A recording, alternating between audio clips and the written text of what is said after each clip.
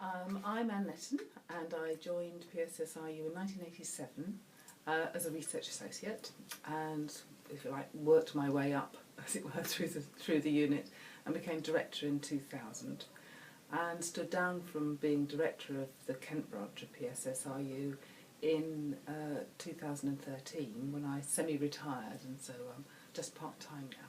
And how has PSSRU changed over those years?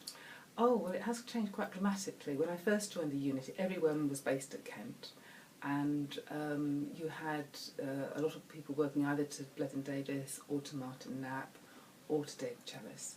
And then in the mid-90s or mid to late 90s, units were set up in Manchester and LSE, and that was really quite a big change at Kent when you lost a lot of researchers going off with the other units.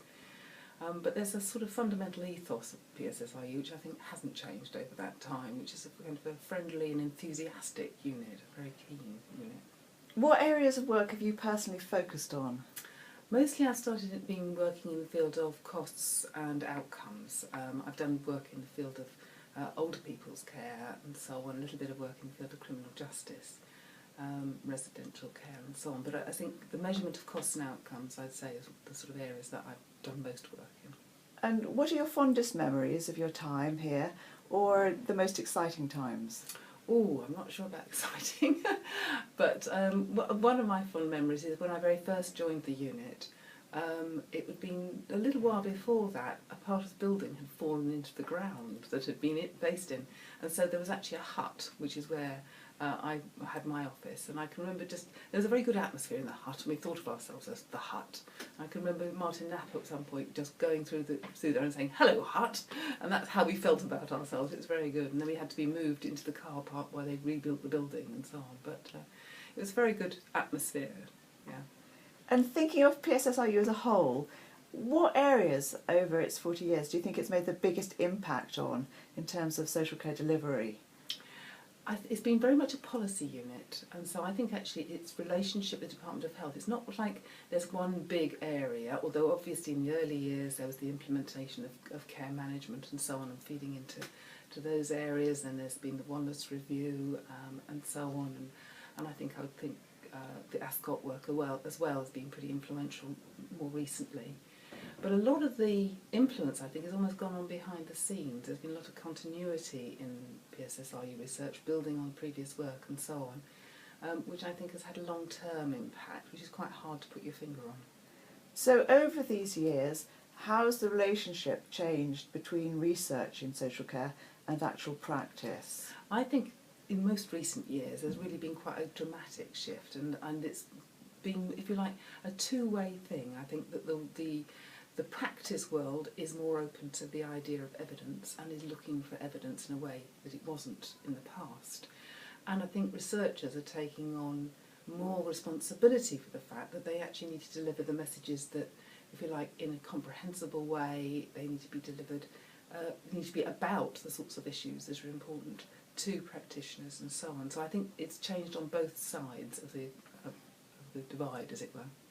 If you had the funds to commission a single big piece of social care research tomorrow, what would it be?